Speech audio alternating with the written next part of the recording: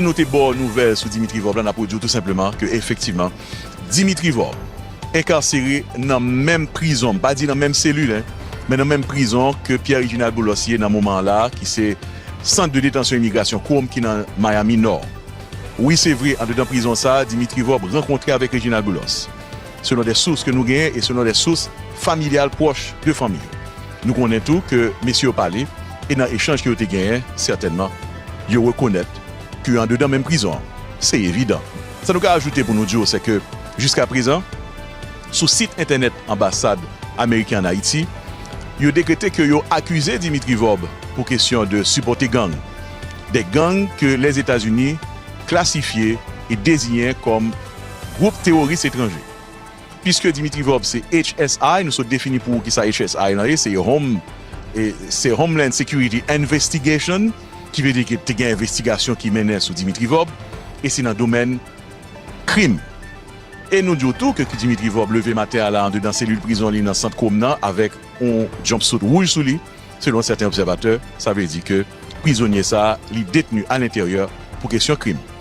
Nous pas là pour nous dire pour qui raison, puisque évidemment, pendant ce moment-là, nous allons essayer connaître pour qui ça effectivement que yo kembe Dimitri Vob. Officiellement, nous beaucoup gain réponse ça, mais sur site internet ambassade des États-Unis en Haïti, yo mettez photo, n'a regardé là, détention Dimitri Vob à côté de deux agents et n'a regardé un Dimitri Vob qui pas seulement menotté mais carrément enchaîné que y a mené dans centre de détention ça qui dans la cour Miami côté que c'est là tout que Pierre-Reginald Boulos incarcéré.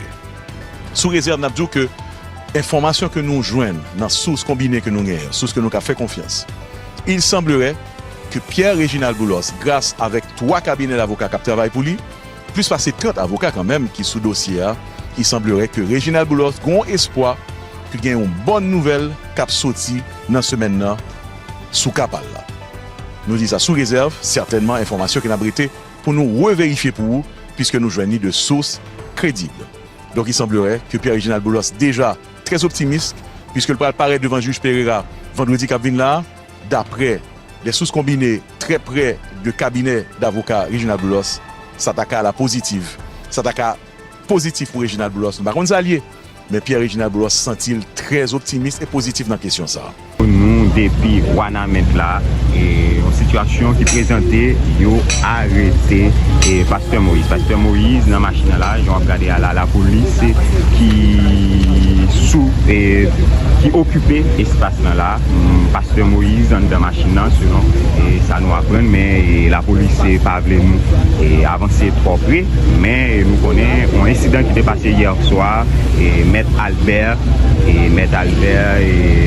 qui sont avocats dans le département nord-est là qui tombaient et bien suite avec ça arrestation Pasteur Moïse bien peut-être c'est pour enquête pour attendre suivre l'évolution là qui ont regardé à la police qui occupe l'espace là c'est Pasteur Moïse ils vont aller ensemble avec nous-mêmes nous là pour nous voir tout petit détail de qui ça qui pourra le passer et dans le cap vigno là mais nous sur place là et Pasteur Moïse lui-même dans la machine là, mais la police pas veut nous avancer dans la machine ça, Pasteur Moïse là, mais la police pas veut les journalistes avancer. Voilà, une délégation qui accompagnait juge de paix et magistrat là, donc équipe d'autorité qui là, et nous pas identifier toutes, mais nous-mêmes, nous présents encore vivre en détail qui ça bagarre là, SDPJ là présent, donc toute délégation ça là, donc nous-mêmes n'a pas vu comment ça a été. Il y a des effets pour nous hier soir dans le site de PM,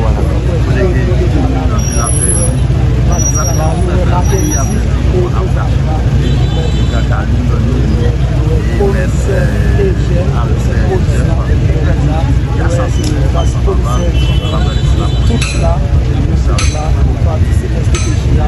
voilà. Voilà, en pile autorité et débarqué là.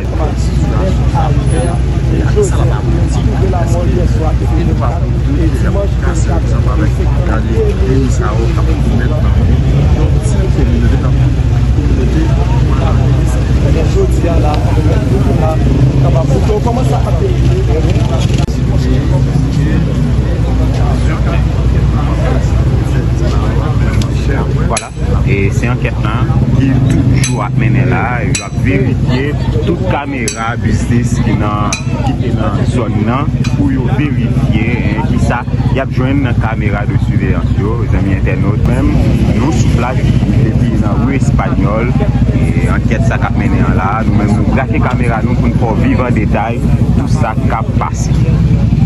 Voilà, un peu l'autorité rentre dans le business là, pour vérifier dans la caméra de surveillance et qui ça rejoint.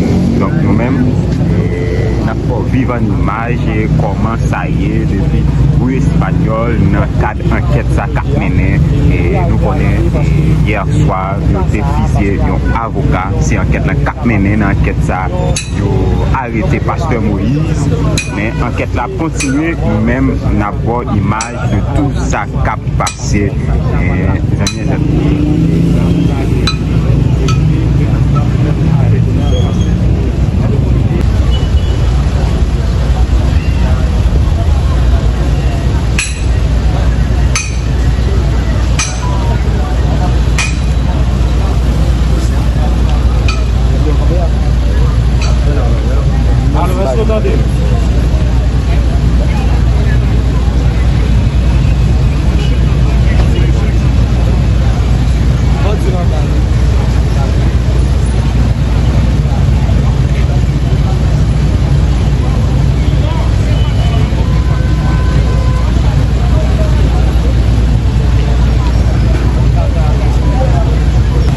voilà, et dans l'espace ça, et crime l'ont été passé, et Maître Albert c'est là, il était ficelé, et puis actuellement là, une machine là, ensemble avec et la police, ensemble avec Pasteur Moïse, dans la machine là, ils ont rentré dans la banque là, qui c'est BUH, dans la rue espagnole là, il a fait une vérification dans la caméra, selon ça nous apprendre, et bien c'est pour ça, ils ont campé là, dans le même espace là, avec Pasteur Moïse, il y a le même enquête, et font visiter et caméra pour regarder si par exemple quelques bagages yo ka reprocher Pasteur Moïse et Nabrablo c'est après incident hier soir et yo et fusillé Maître Albert c'est dans même espace là et machine la police ouais machine policier ça ensemble avec Pasteur Moïse qui effectivement dans machine ça là donc ils ont entré en dedans banque là pour vérification voilà ça c'est machine là ils vont aller avec Pasteur Moïse voilà ils vont aller ensemble avec Pasteur Moïse attention voilà les amis internautes et ils vont aller ensemble avec Pasteur Moïse bien peut-être c'est dans le commissariat et nous-mêmes nous toujours sur place nous après là voilà c'est direction commissariat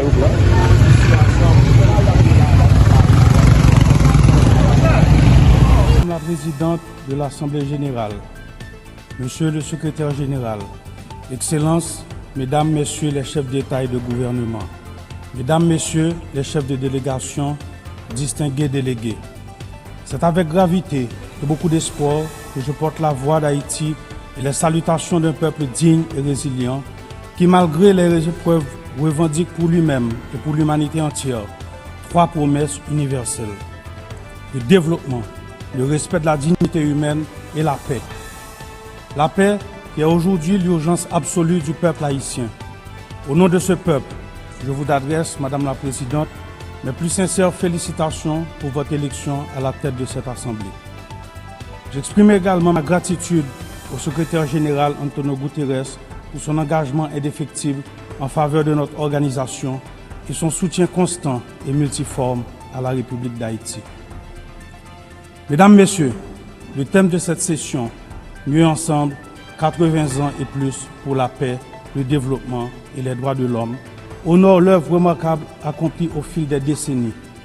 Il rappelle aussi l'impératif de rester unis et résilients face aux crises sans précédent qui menacent l'avenir de la planète, la paix et la sécurité internationale. Aujourd'hui, la faim menace des millions de vies, les conflits armés se multiplient et l'extrême pauvreté s'intensifie, provoquant des migrations forcées qui ébranlent la stabilité internationale et qui mettent à l'épreuve la solidarité des nations. À ces défis s'ajoutent les changements climatiques, la montée du terrorisme, les atrocités de masse, la criminalité transfrontalière, le recul des droits humains, la désinformation. On ne peut fermer les yeux sur l'urgence de renforcer le système de santé, d'assurer une transition énergétique juste et de promouvoir l'égalité de genre, l'inclusion des jeunes. Ces enjeux appellent nous, les leaders mondiaux, à assumer notre responsabilité de bâtir une organisation des Nations Unies mieux adaptée aux défis d'aujourd'hui et aux espoirs de demain. Nous devons veiller à ce que toutes nos actions, y compris les avancées technologiques comme l'intelligence artificielle, servent à la paix, le développement et la dignité humaine. Mesdames et messieurs, à seulement 4 heures de vol d'ici, se joue une tragédie humaine, l'une des plus graves de notre hémisphère. Chaque jour, des vies innocentes s'éteignent sous les balles, le feu, la peur. Des quartiers entiers disparaissent, forçant plus d'1 million de personnes à l'exil intérieur et réduisant à néant souvenirs, investissements, infrastructures. Des milliers d'enfants sont privés de leur droit fondamental à l'éducation. Des milliers de jeunes sont condamnés au désespoir. Des centaines de filles et de femmes violées portent à jamais dans leur chair et dans leur âme les stigmates de la violence. Près de la moitié de la population est confrontée à une insécurité alimentaire aiguë. Le système sanitaire s'effondre. Les hôpitaux sont vandalisés, incendiés ou contraints de fermer leurs portes. Les médecins fuient, des vies sont sacrifiées faute de soins. La prise en charge des personnes vivant avec le VIH ou la tuberculose est menacée. Voilà le visage d'Haïti aujourd'hui.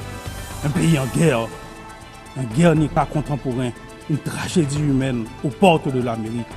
À seulement 4 heures de vol d'ici. Il faut le dire, en Haïti, c'est une guerre qui se joue. Une guerre entre des criminels qui veulent imposer la violence comme ordre social et une population désarmée qui lutte pour préserver la dignité humaine et la liberté. La riposte doit être ferme et résolue. Aujourd'hui, la communauté internationale doit, aux côtés d'Haïti, déployer les grands moyens, pas de demi-mesure, mais une action forte, coordonnée et immédiate. Le silence ou l'inaction n'est pas une option. Il faut agir vite pour protéger des vies, rendre l'innocence à des enfants, offrir un avenir à des jeunes et permettre à des citoyens et citoyennes de décider de leur avenir par les urnes. Chaque minute perdue se traduit en vies humaines sacrifiées et en recul de la démocratie. Haïti veut la paix. Haïti attend la paix. Haïti a droit à la paix. Oui, mesdames et messieurs, la paix aujourd'hui, le besoin le plus urgent du peuple haïtien, elle est la raison d'être du combat sans relâche que mènent nos forces de l'ordre et la mission multinationale d'appui à la sécurité. Beaucoup de policiers et soldats sont tombés dans la guerre contre les groupes criminels. Hommage à ces héros haïtiens et kenyans qui ont payé de leur vie, leur engagement pour le rétablissement de la paix et de la sécurité en Haïti. Aujourd'hui, des 2500 initialement requis et promis, il y a sous le terrain seulement 1 millier de membres de la mission multinationale. Leur bravoure, conjuguée à nos propres efforts, n'a pas réussi à contenir la crise sécuritaire. Pourtant, nous avons augmenté de 40% le budget des forces de l'ordre, recruté de nouvelles promotions, renforcé nos effectifs, acquis du matériel et des équipements. Nous devons nous rendre à l'évidence. Haïti se trouve à l'épicentre d'une menace régionale inédite. Les réseaux criminels puissants et lourdement armés cherchent à déstabiliser le pays et à dominer les économies de notre espace commun. La nouvelle ligne de front de ce combat se trouve chez nous, en Haïti. Si nous échouons, les affronter sur notre sol, il sera illusoire de les contenir ailleurs dans la région. C'est pourquoi nous devons afficher la même détermination, la même fermeté et la même unité que celle dont nous avons fait preuve dans la lutte contre le terrorisme. Haïti ne peut et ne pourra relever seul un tel défi. Aujourd'hui, il est impératif de mobiliser une force robuste disposant de mandats clairs et de moyens matériels, logistiques et financiers adéquats. En cette matière, les leçons de l'expérience de la MMAS et les recommandations des experts haïtiens doivent être mises à profit. Nous avons également besoin d'une coopération internationale renforcée, fondée sur le partage de renseignements et de contrôles douaniers rigoureux afin de stopper le flux d'armes, de munitions, de drogue et de financement vers les gangs. La paix ne pourrait être restaurée que si nos partenaires de la région veillent par des mesures concrètes à ce que leur territoire ne serve plus de point de départ ou de transit à ces trafics. Les approches qui n'ont pas porté de fruits hier ne sauveront pas Haïti aujourd'hui. Il est impératif d'écouter la voix du peuple haïtien, d'oser des solutions nouvelles, fortes et adaptées aux réalités du terrain. En ce sens, nous souscrivons pleinement aux efforts engagés pour transformer la mission multinationale d'appui à la sécurité. Nous appelons également à la solidarité de toute la communauté internationale et plus particulièrement l'engagement des membres du Conseil de sécurité pour un vote favorable à la résolution établissant une force de suppression des gangs. C'est pourquoi je veux exprimer au nom du peuple haïtien ma profonde gratitude aux États-Unis d'Amérique et au Panama pour cette initiative dont la concrétisation marquera un tournant décisif dans la lutte contre l'insécurité qui étouffe notre nation. J'adresse également mes remerciements à l'administration du président Trump pour les efforts déployés afin d'apporter soutien et ressources dans notre lutte commune contre les gangs, ces ennemis qui menacent à la fois Haïti et toute la région. Aujourd'hui, la complexité de la crise haïtienne ne doit pas servir de prétexte à des plaidoyers sans fin, à des négociations interminables ou à des blocages dictés par des considérations géopolitiques. Chaque jour, des décisions profitent aux groupes criminels. L'urgence commande d'être proactif, de s'élever au-dessus des divisions pour agir ensemble, au service des valeurs qui nous rassemblent, la paix et la dignité humaine. Haïti accueillera avec intérêt l'organisation d'une rencontre de haut niveau afin d'aplanir les obstacles et d'avancer concrètement. À cet effet, nous saluons les pays de la région qui ne cessent de nous apporter leurs inestimables soutiens, notamment à travers des déclarations au sein de diverses organisations régionales telles que l'OEA et la CARICOM. Nous apprécions à leur juste valeur leur démarche auprès des partenaires du Conseil de sécurité pour une réelle solution à la crise sécuritaire en Haïti. Nous rendons également hommage à tous les États qui, lors des crises passées, se sont tenus à nos côtés et exprimons les nouveaux sur leur engagement. Ensemble, nous pouvons et nous devons résoudre cette crise qui a trop duré. 12 millions d'hommes, de femmes et d'enfants attendent cet engagement. Mesdames, Messieurs, le Conseil présidentiel de transition est né de consensus politique issu d'intenses négociations entre les forces vives de la nation. Ce Conseil, dont la mise en place a été appuyée par d'importants partenaires internationaux et facilité par les éminentes personnalités de la CARICOM, dispose d'un agenda clair, au cœur duquel figure l'organisation d'élections libres et crédibles. Je répète, d'élections libres et crédibles. Depuis les multiples défis liés à la crise sécuritaire, le processus électoral pour lequel le CPT et le gouvernement font preuve d'une volonté politique réelle connaît des avancées significatives. Le Conseil présidentiel et le Conseil électoral provisoire a déjà identifié plus de 85% des centres de vote, mobilisé personnel électoral et un financement national de 65 millions de dollars est garanti. Le Conseil présidentiel de transition collabore étroitement avec la mission multinationale d'appui à la sécurité, l'OEA, la CARICOM et le BINA pour préparer des élections libres, transparentes et inclusives, reflétant la volonté souveraine du peuple haïtien et garantissant la participation pleine et effective des femmes, des jeunes, des personnes en situation de handicap et des groupes marginalisés. Dans le souci de maintenir une cohabitation politique productive, des efforts constants sont entamés et poursuivront pour élargir le dialogue avec différents secteurs de la vie nationale, pour renforcer le consensus et prévenir un vide qui serait fatal à la démocratie et à la stabilité. Le peuple haïtien doit pouvoir choisir ses dirigeants. L'État veut organiser des élections crédibles. Notre plus grand obstacle demeure le rétablissement de la sécurité. L'appel urgent et solennel que nous venons, une fois de plus, de lancer pour résoudre la crise sécuritaire en Haïti ne doit pas rester lettre morte, ni se perdre des discours ou des promesses non tenues. En Haïti, plus à attendre. Mesdames et messieurs, la période transitoire ne permet pas d'engager toutes les grandes réformes structurelles dont le pays a besoin, mais la crise humanitaire actuelle doit être adressée.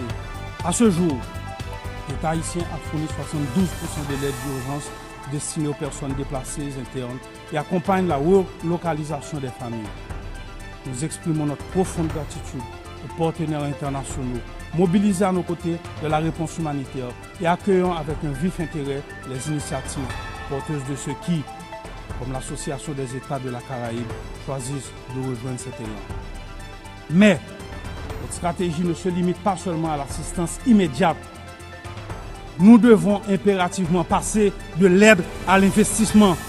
En ce sens, la volonté du gouvernement est d'initier le développement de deux grands pôles économiques, le Grand Nord et le Grand Sud, autour de filières stratégiques telles que l'agro-industrie, le textile, l'énergie renouvelable, le tourisme et les services. Haïti entend continuer à compter sur ses partenaires clés pour traverser cette période difficile et relancer son économie. Nous appelons à leur soutien à travers la mise en place de mécanismes concrets tels que le renouvellement de la loi Hope Health ou le lancement de projets de rénovation urbaine qui permettront de créer des emplois, de sortir durablement de l'impasse humanitaire et de réduire les pressions migratoires haïtiennes dans la région. Mesdames et messieurs, 2025 marque le bicentenaire de l'ordonnance imposant à Haïti le paiement d'une rançon pour la reconnaissance de son indépendance. Notre voix s'élève pour réclamer réparation, non pas dans un esprit de revanche ni d'acrimonie, mais avec un souci de justice et de vérité. Nous avons accueilli avec satisfaction la déclaration de la présidence française qui reconnaît la nécessité d'ouvrir des espaces de dialogue et de vérité historique, ainsi que la résolution du 5 juin 2025 de l'Assemblée nationale française reconnaissant l'injustice de cette rançon. Haïti a mis en place le Comité national de réparation et de restitution. Nous demandons que ces avancées soient suivies d'actions concrètes. La France, patrie des droits de l'homme, a aujourd'hui l'opportunité d'écrire une nouvelle page de son histoire avec Haïti, en honorant les idéaux de liberté, d'égalité et de fraternité qui nous unissent. Mesdames et messieurs, je me dois de souligner l'apport inestimable de la diaspora haïtienne à travers le monde et le sort souvent difficile qui lui est réservé. Qu'ils vivent en Amérique, en Europe, en Afrique ou ailleurs, les millions d'Haïtiens à l'étranger contribuent au développement d'Haïti. Alors que nous traversons une crise multidimensionnelle, nous appelons à la patience et à la compréhension de nos partenaires et amis, afin que nos ressortissants soient toujours traités avec respect et dignité. Derrière chaque migrant, il y a un visage, une famille, une histoire et une contribution au pays d'accueil. Haïti réaffirme son attachement au dialogue et à la coopération bilatérale dans l'esprit du bon voisinage et du respect mutuel, afin d'identifier des solutions équilibrées et durables aux problèmes de l'île. La circulation sûre et régulière des biens et des personnes, notamment par voie aérienne, est essentielle à un avenir partagé et à une prospérité commune. Mesdames et messieurs, Haïti mérite la paix et la prospérité, un avenir fondé sur un système judiciaire indépendant, une éducation universelle, des soins de santé accessibles à tous et une économie qui offre à chacun les mêmes chances de réussir. Cet avenir exige réforme courageuse, justice indépendante et fin de l'impunité. Nous avons le 16 avril 2025 promulgué un décret instituant deux pôles judiciaires spécialisés. Un pour la répression des crimes et délits financiers complexes et l'autre pour la répression des crimes de masse et des violences sexuelles. Nous avançons sur leur effectivité. Nous sommes prêts à continuer sur cette voie. Ce n'est pas le moment d'éprouver ce sentiment de Haiti fatigue. La communauté internationale n'a pas le droit de détourner le regard de la situation d'Haïti. Face à l'ampleur de cette crise, le silence ne serait pas neutralité, il serait complicité. Mesdames et messieurs, permettez-moi de rendre hommage au peuple haïtien. Le représenter ici est le plus grand honneur de ma vie. Au-delà de fonction de président du Conseil présidentiel de transition d'Haïti, je suis un citoyen haïtien authentique, engagé et profondément attaché à cette terre. Une terre de liberté et de dignité, de courage et de talent. Haïti n'est pas une nation de résignés. Nous sommes un grand peuple, un peuple solidaire, des femmes et des hommes qui se sont sacrifiés pour leur patrie et pour l'humanité. Haïti n'est pas un territoire livré aux criminels armés, mais une nation debout, composée de familles dignes et résilientes, qui chaque jour, malgré les pires épreuves, luttent pour un avenir meilleur. Je rends hommage à mes compatriotes qui sont sans conteste parmi les peuples les plus résilients de la terre. Ils méritent mieux. Leur redonner espoir est ma seule mission. C'est pourquoi, en ce moment, je vous appelle à vous tenir aux côtés d'Haïti. Nous devons bâtir la paix en Haïti, pour la Caraïbe, pour les Amériques, pour l'humanité entière. Je vous remercie.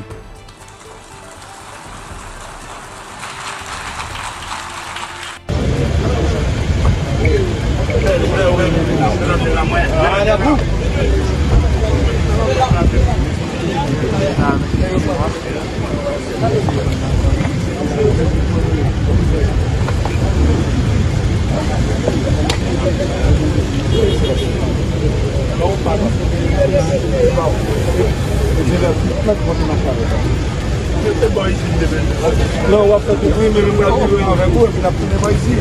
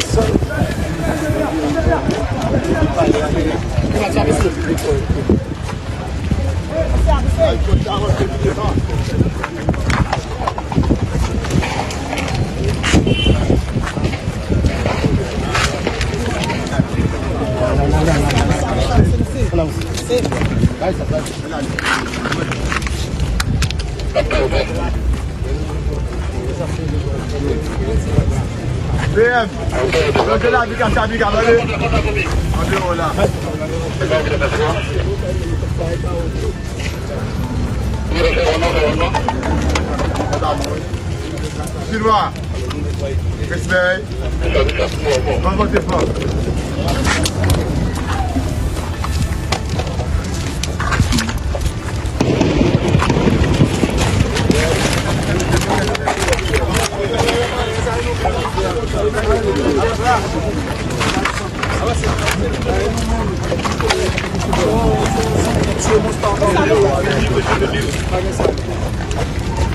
Monsieur.